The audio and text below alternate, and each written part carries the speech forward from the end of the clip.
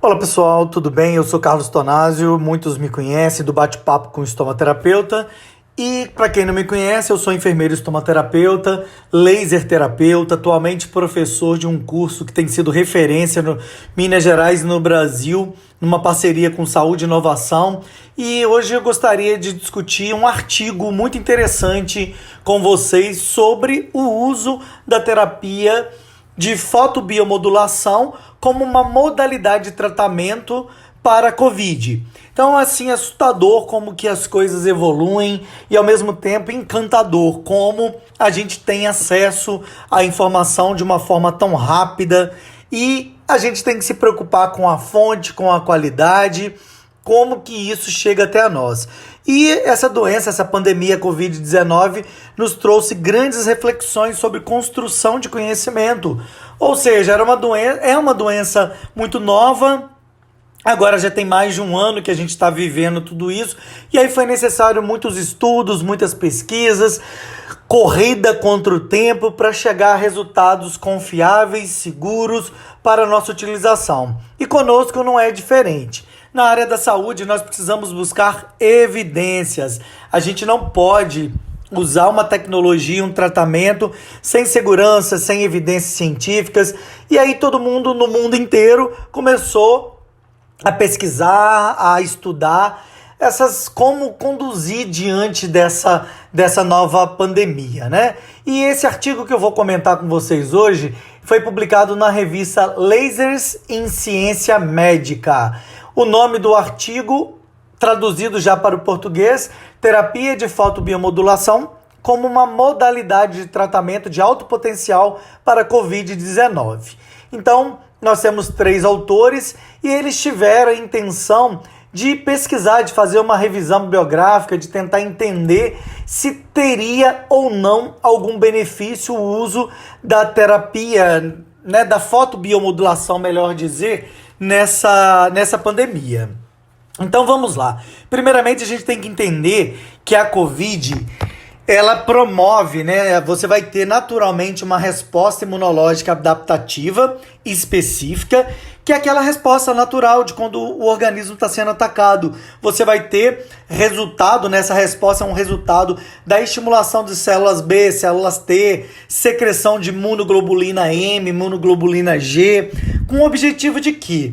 De eliminar o vírus, ou mesmo de abrandar essa doença, de que ela não fique tão grave. Só que a gente sabe que nem tudo são flores, e nem tudo vai ficar só nesse ponto. Aí a gente pode ter já uma outra resposta inflamatória grave, que é decorrente dessa resposta imune amplificada, descontrolada, que vai levar a uma intensa liberação repentina, grave, intensa, de quê? De uma resposta de citocinas, né? Citocinas pró-inflamatórias. E aí a gente tem toda essa resposta inflamatória sistêmica que vai levar a essa gravidade. A gente sabe que a gente vai ter uma tempestade de citocinas que leva a essa síndrome do desconforto respiratório agudo, que leva à insuficiência pulmonar, a uma disfunção hepática, cardíaca, renal,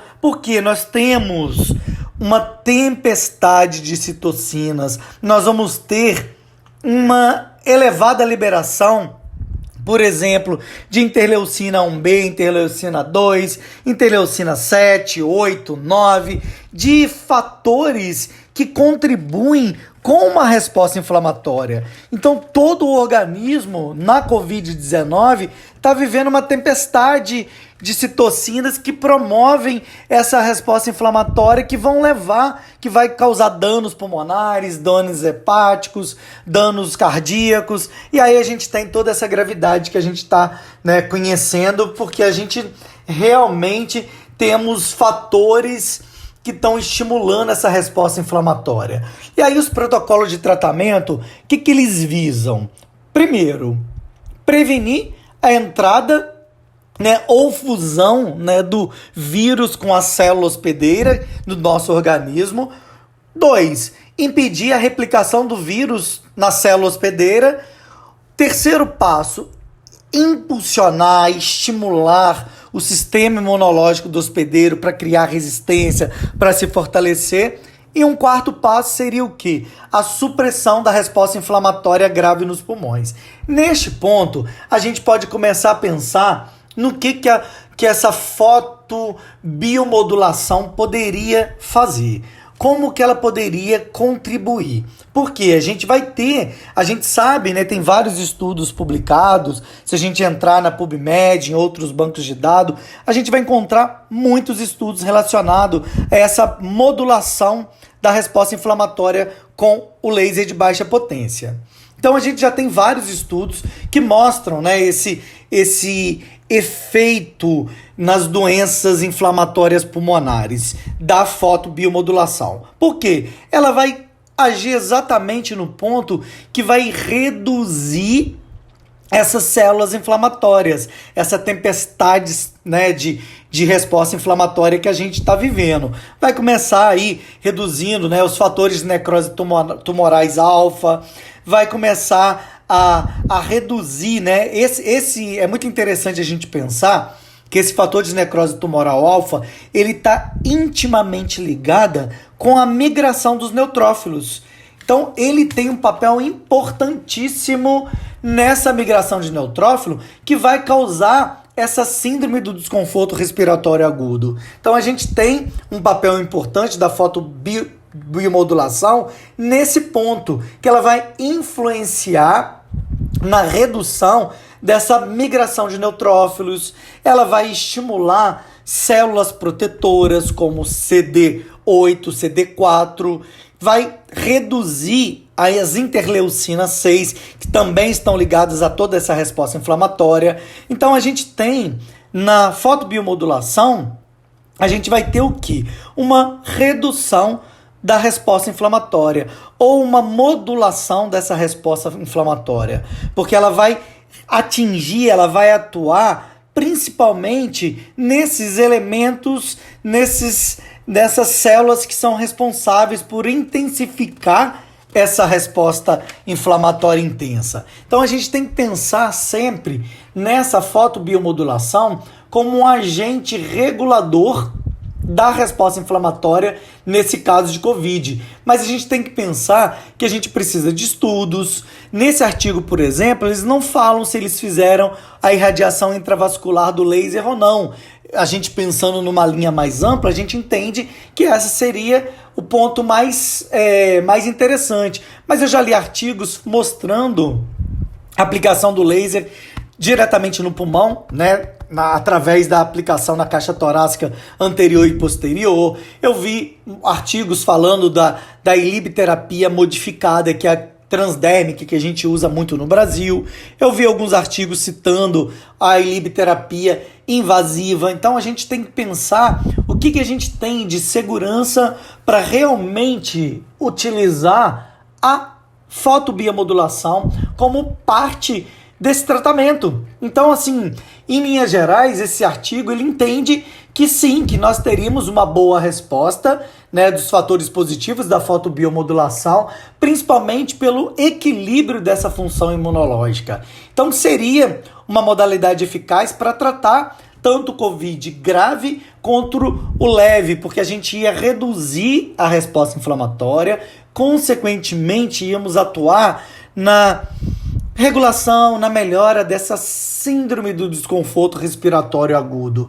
Então a gente tem que pensar qual é método, qual é técnica, o que a gente conhece, quem é esse paciente, quais são as doenças associadas, né, para que realmente possamos indicar.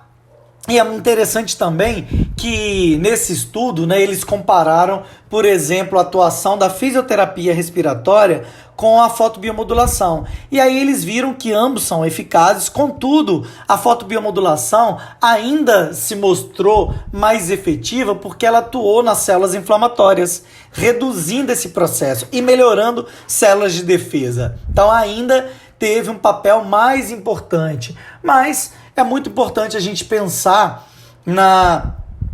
nos critérios, na segurança do paciente, se realmente vale a pena, qual a minha formação, qual o meu conhecimento, para aí sim ofertar uma terapia, como a laser terapia de baixa potência. Contudo, alguns artigos têm sido sim favoráveis a essa modalidade de tratamento. Então eu espero que vocês tenham entendido que a gente não pode trabalhar sem evidências científicas, sem estudos seguros, com rigor metodológico. Tudo isso tem que estar na nossa mente, tem que estar na nossa conduta e no tratamento que a gente oferece. E lembrar que cada indivíduo tem uma necessidade, cada indivíduo reage de uma forma, então não existe protocolo pronto. Eu preciso conhecer o que é a fotobiomodulação, quais são os princípios físicos da luz, como que ela interage com o tecido, para aí sim eu chegar no protocolo ideal para cada pessoa. Então, se vocês curtirem, por favor, deixe um like, compartilhe e comente, porque assim a gente consegue evoluir nos nossos conhecimentos. Mas eu sempre chamo atenção, cautela, o menos pode ser mais. Cuidado, principalmente quando a gente está diante de doenças novas. Vamos ler, vamos buscar fontes seguras de conhecimento e de informação. Um grande abraço a todos e muito obrigado.